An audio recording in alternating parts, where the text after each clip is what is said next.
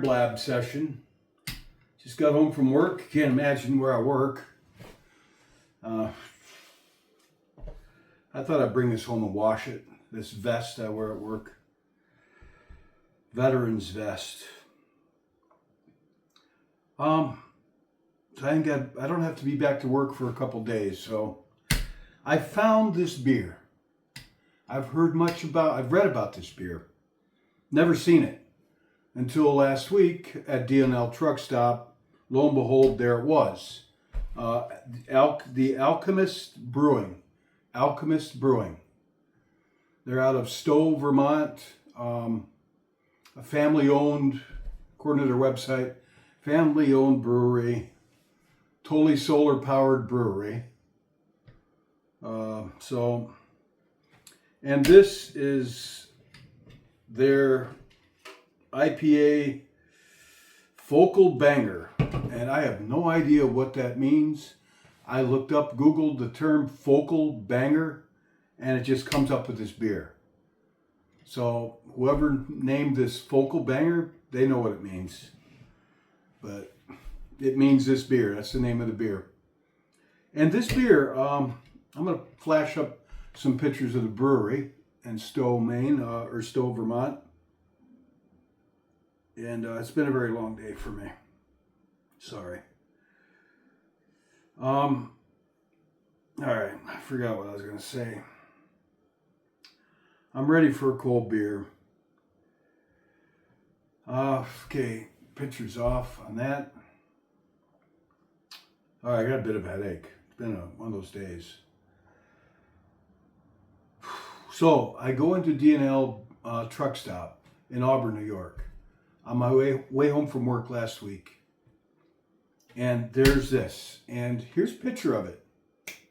That's where, it was sitting there saying, "Buy me," in the back room cooler. And they put this sign up, said 1 per customer. Like everybody wants to hoard it. I'm like, oh, this must be really good. It was $19.99 for 4 pints. That's about what I would expect for something like this. So I'm thinking, from what I read on the internet, I read something about this being one of the most highly acclaimed India Pale Ales you can get. And then seeing this at D&L Truck Stop with that sign that says 1 per customer tells me that it's highly acclaimed amongst other people that go to that place to search out new beers. So I go up to the counter to buy this. And I lay it on the counter, and there's a young man there, standing there, a customer like myself. Looks like he's about 30. And he saw this, he says, "The Alchemist." And he says, "Wow." He says, "I can't believe you can get this beer here in Central New York now." And he said, "This is supposed to be like one of the top beers in America for IPAs." So between that, and then I looked up also on beeradvocate.com, and here's what they had to say. They gave it a perfect 100. So I'm primed for this. I've never had it before. I've read it's good beer in an article months ago. Then saw it in the store with the sign 1 per customer. Then one of the customers who was there, who wasn't buying beer, he was buying some soft drink and some chips, he started talking about how good this beer is. And he was like really amazed that we can get it. And then I read what they have to say on beeradvocate.com, 100%, which is rare to find one. So I told the guy in the store, I said, well, I'm really expecting great things from this now. So I'm going to get to the beer. That's all the, whatever. Here's what the can looks like. You can see that. Got the candles going again. Right. Like that. All right, I'm going to check it out. Is there another lighter? Thought I had another lighter here. Guess not. Let's see if this lives up to the hype. There's no way it's going to live up to the hype. from everything I told you, I've read about this, to what I saw on TNL Truck Stop, to that guy there saying what great beer this is, it can't possibly be that good. That's different. It's got a kind of a sour smell to it, but different. It's got like almost like I'd almost say cheesy, but no. It's not cheesy. Kind of like a sour, fruity smell to it. They call it dank, which dank can mean kind of sour, musty, sour, damp. They say it has a dank. So let's see what we got here. Pour it in this hazy amber. Really good head on it.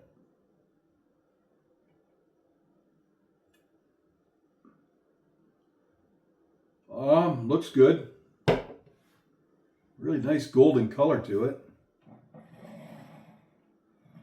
Yeah, it's got a nice color to it. The head on it's really fine bubbles. Yeah, so far good. It's a hazy beer, as you can see. All right. Another sniff of this, and it is a sour smell to it. Bready, citrus, sour. Different, kind of different. Not unpleasant. It smells good.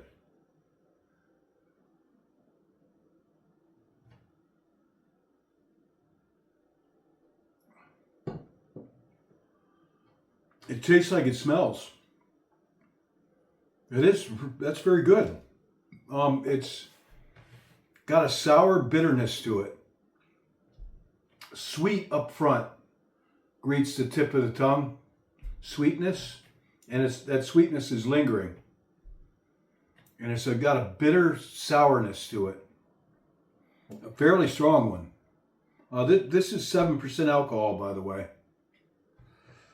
And it is just barley and hops, and Citra hops and Mosaic, I believe they said. I'm not sure, but it was on whatever it was on the thing that I posted up. I'll post it again. This is what's in it. Right. All right. So, yeah, it's pretty good. Is it 100%? Let me get a little further down on this. I'll let you know.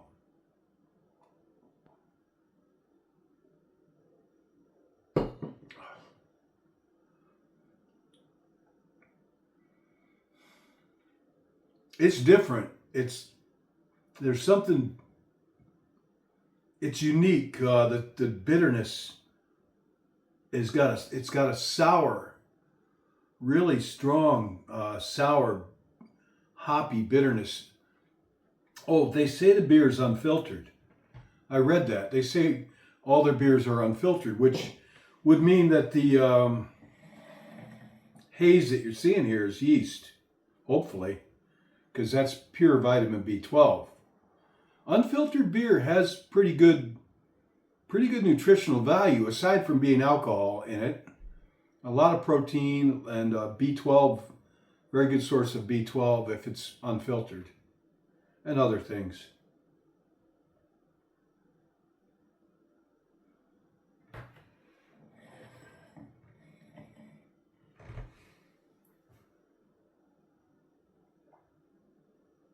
I would buy this again.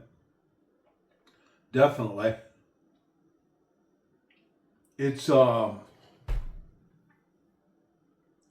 me it's kind of unique. I don't really don't know what to compare it to. It has a dank, kind of sour, salty bitterness to it, but sweetness too up front. really delightful. Would I give it 100? I'll let you know when I get to the end of this.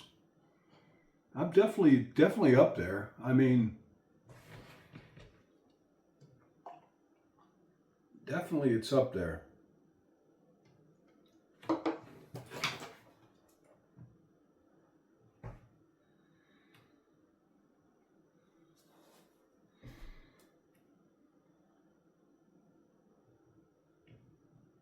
This thing's about spent. I had another lighter somewhere here.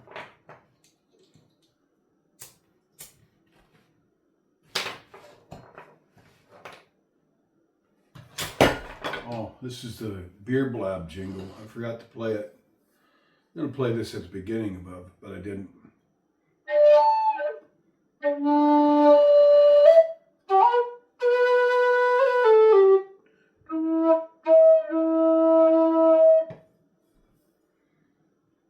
Try that again.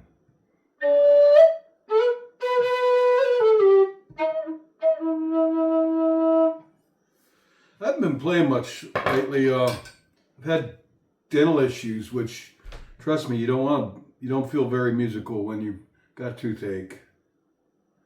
That's just been going on and on and on. I'm telling myself, man, I'm just going to get these teeth out. Not my front ones yet, but the ones that are bothering me, and get implants put in. Thank God I can afford it, but yeah, I haven't really felt like posting much.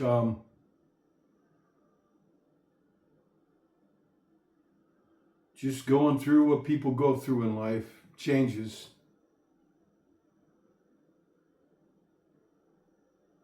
And I've been putting up things on like, how does God deal with abusive relationships? We can't abuse God. I probably should have reworded that. But I think I was just thinking about God loves us so much, and sometimes we're not very nice. And we're not very nice to God either. How does he handle it compared to how people handle it? And, we're, I just put it out there for thought. There's nothing wrong with exploring our relationship with God, done within the parameters of the Bible and love and definitely respect.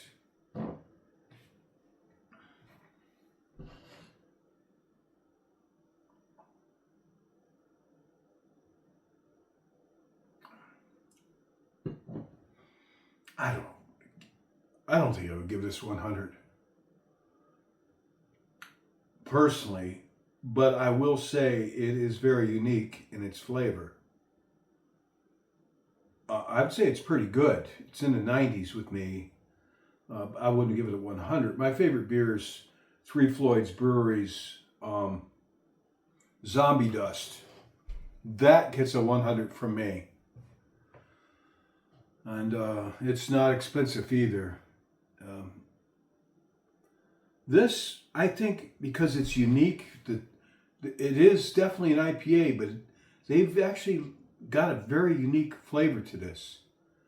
And some people may really like that dank, sour bitterness that comes with this. I wouldn't call it citrus. It's almost like they took an IPA and put a little salt in it maybe or something. I don't know how to explain a flavor. Tweaked my neck at work, and I'm feeling it all up through my neck, up my jaw, my ear.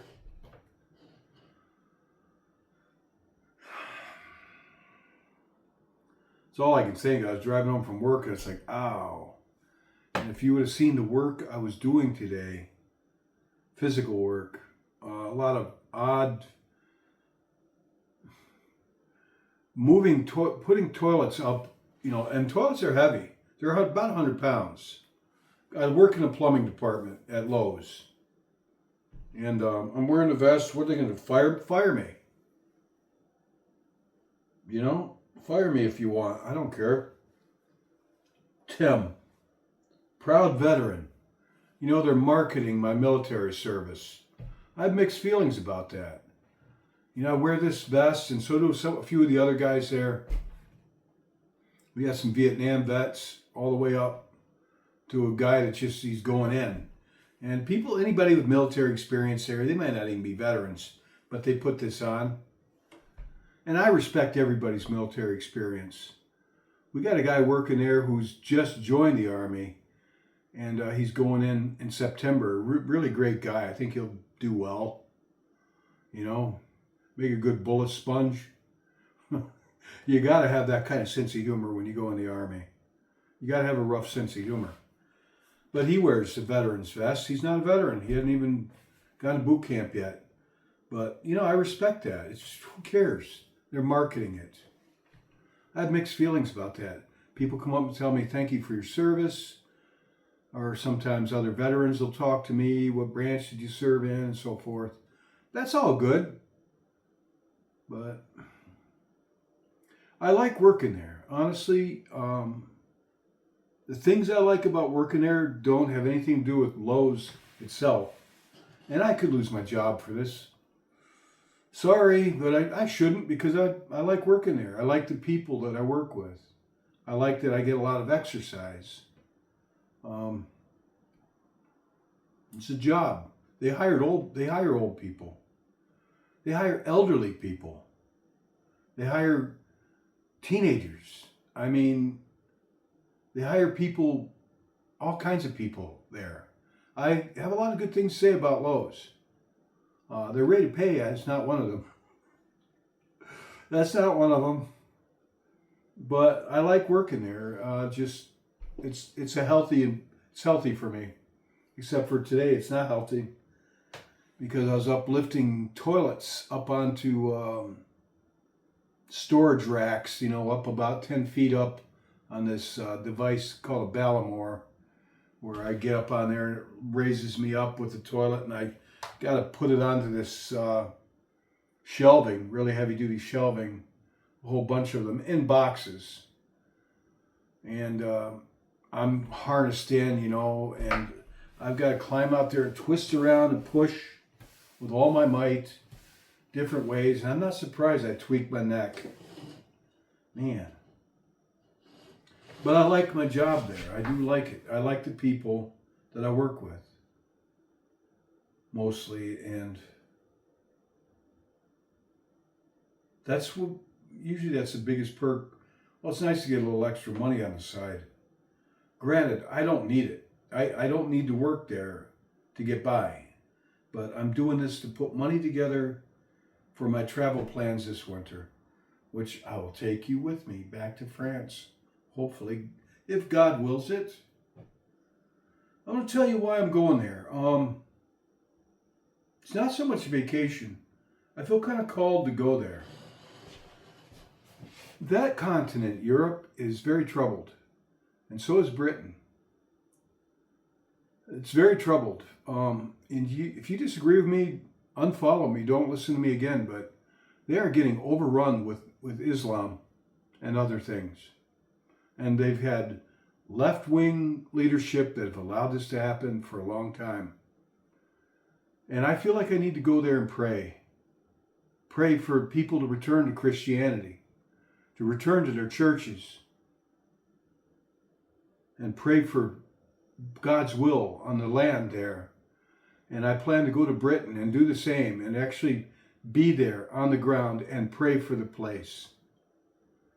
I'm sorry, I was at 9/11 at the World Trade Center, and I was in the Middle East in places that were Islamic and in the army. And they're just people. I don't have a problem with the people. It's Islam I have a problem with, because Islam has a problem with me and Jesus Christ. And I've seen things that, like the World Trade Center, it left a mark on me, put it that way. I was there. I saw things that weren't on the news. I was there 16 days and nights and smelt the smell of what 3,000 decaying bodies smell like. You didn't get that on the news. That mixed in with the smell, the smoke, because the place was still burning from all jet fuel that poured down in there.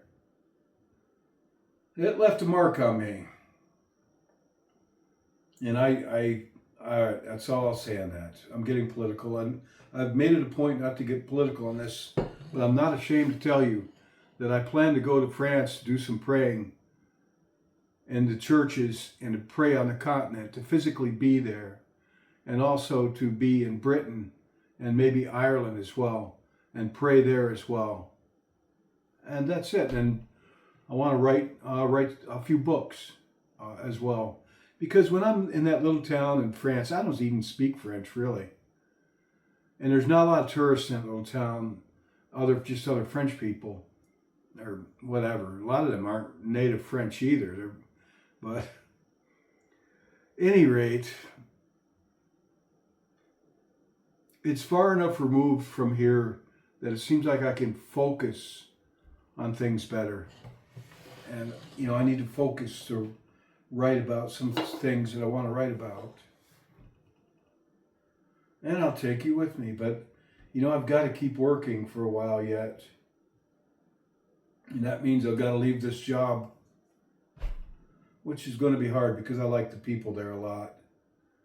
So I want to leave on good terms because I plan to come back. I'm not planning to move to France. And I'd like to work there again, honestly.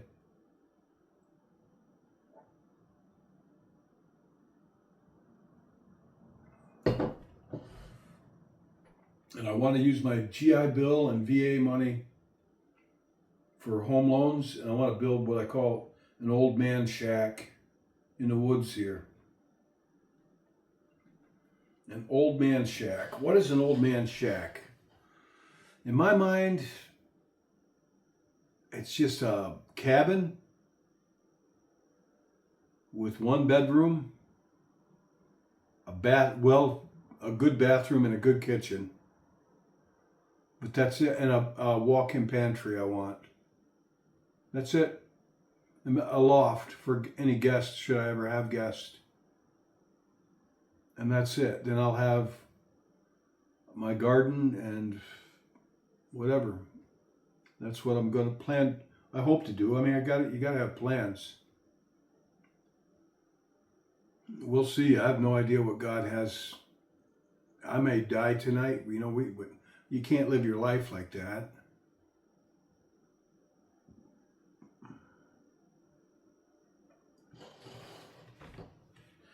Yeah, I want to go to France, write some novels. I don't know what it is about that place, but it makes me feel I'm more focused there, honestly. Because I'm far enough removed from everything here. And I'm still tuned in to everybody I love that I lost. And that's just the way I am. Everybody says move on. I'm not moving on. I'll move on. Time will sweep me forward just like it does you. Till God pulls a plug on this for me, whenever that is. But I'm not moving on where forget about the people in the past. No, I'm not going to do that. Get on with your life. I'm going to get on with my life. But that doesn't mean I have to let go of the memories and the love I've had for people who I loved here. My love remains. My love remains. And Jesus Christ died on the cross and of course rose again. And he conquered death there for us as well. And his love remains for us. Oh, I'm sorry. I don't buy into this move on, forget about the people you've loved and lost. No. It is what it is. You live your life the way you see fit to live it by all means, and I respect that completely. And I will do the same. Dear viewer. Oh my gosh. I like my job in ways. I just like being around people. I get a kick out of people. I play games with people. I joke with people a lot. Honestly. I talk to people, and you better believe I've talked to every one of them about Christ. I have. And I'm not ashamed to do that. And I'll even talk to customers when I get a chance. And you know what? They could complain. Nobody has yet. They want to fire me for talking about Jesus Christ at work. Go ahead. I won't hold it against you. Go right ahead. I'll just trust God to help me, whatever I need, whatever my needs are. I trust it to God.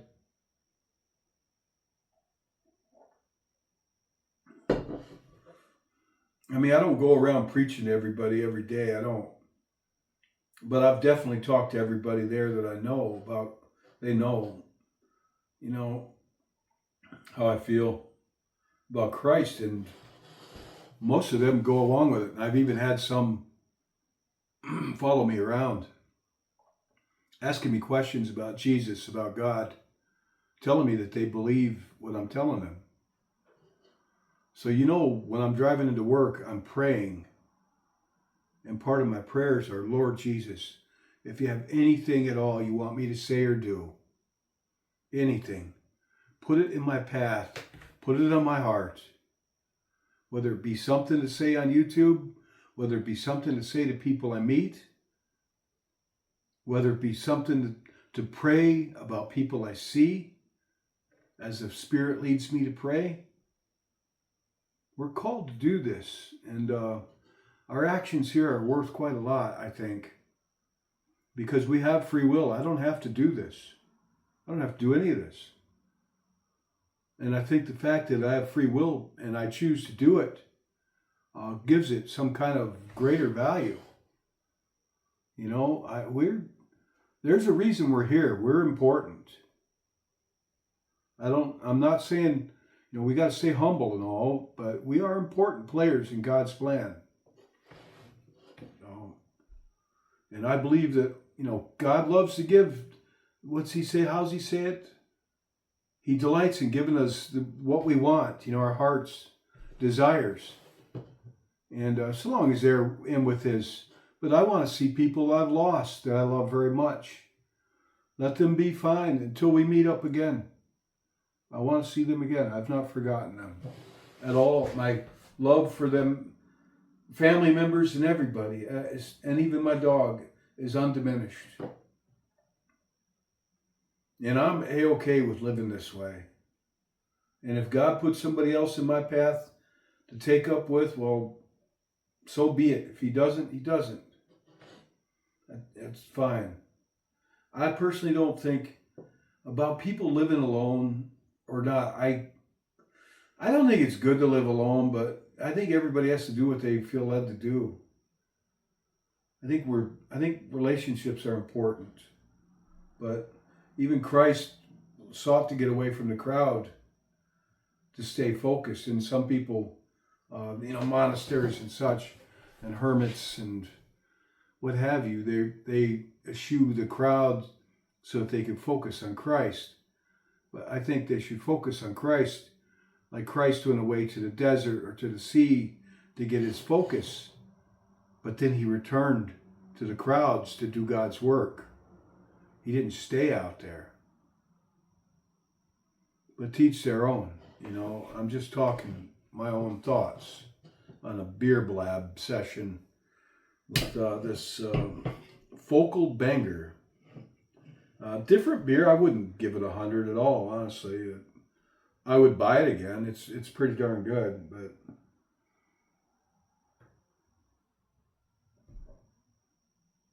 it's very good. Oops. If you like a dank, salty, sour bitterness to your beer, if you like a dank, sour, salty bitterness, a pretty strong one at that, with a little bit of balanced sweetness up front, citrusy, sugary sweetness, not much, just a hint. The head on it's okay. Forgot to discuss that. The lace, it still has a head on it. It's fairly well carbonated.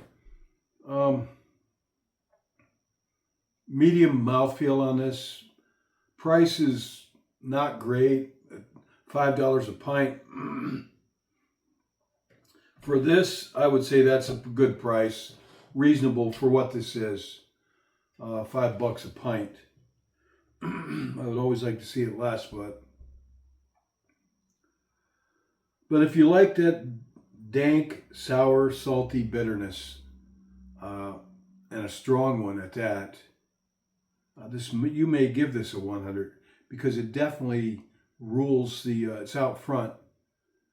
It rules in that regard, and if you could find any other beers with kind of a sour bitterness to it, almost salty, a different earthy kind of grassy flavor to it. When's the last time you ate grass, right? I don't know how else to term it. If you like it, this would be a 100 for you, because it's definitely at the front of the race in that regard. But I can think of a few IPAs I like better than this, and they're cheaper too. But this might be the beer for you if you like that kind of flavor. It's very strong, and the sourness. There's bitterness and there's sour, and this is sour, more sour than bitter.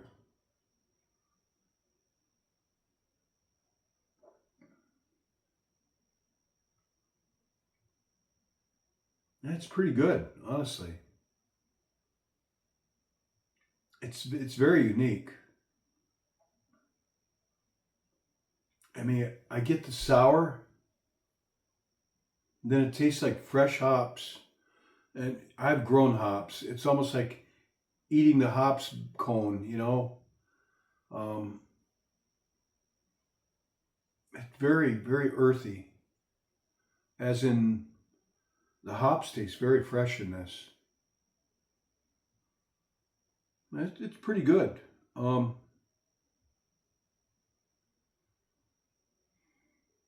I'm trying to give it a grade based upon beers I like Zombie Dust, which I like a lot.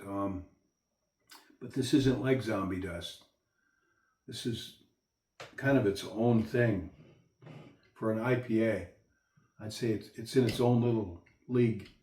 They could name this something Vermont IPA, or they could give it a new name because it kind of has its own flavor and style, to tell you the truth. And I would know, as you know. I've been drinking IPAs longer than anybody I know. I mean, I'm like a keeping it real beer aficionado for quite a few decades. And you got to keep it real. I figured it out. I like beer. If I want to keep drinking beer, I need to be responsible about it. Or I'm not going to be drinking beer anymore. If you want to keep drinking beer, you got to keep it real, Moderation, and definitely don't drink and drive or anything like that. Oh, keeping it real, beer drinker. I don't see this as a sin. It depends upon the person, I guess. Some people drink and they become an ogre. Or some people drink and they get really sloppy and their pants fall off, or they get behind a car wheel. Things like that, or they fall down, they break things, or they post things on social media that they shouldn't. Their pants fall off. That happens for some. Look at this, huh? It's exquisite. I gotta get back into the candles now. I can open a window. Oh, somebody's thinking of me somewhere.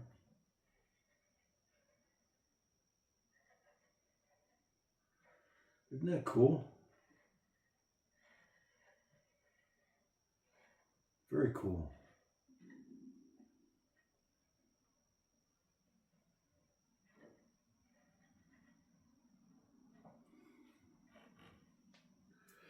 Very messy. Well, here we go to the Murky Depths. I personally wouldn't give this a 100. I would give it a, based on the appearance, the flavor, the price, the aroma, and most of all the taste. Hold on.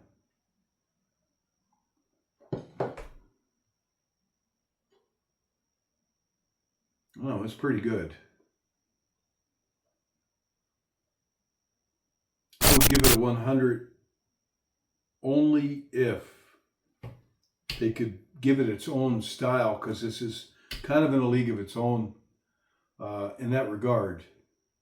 It wouldn't be my favorite beer, but it would definitely be a beer I would buy again without hesitation. But it should be in its own, like call it a Vermont IPA. Name it something else. This is in its own style of IPA. It's very good. So here we go. To the murky depths. To the murky, murky depths.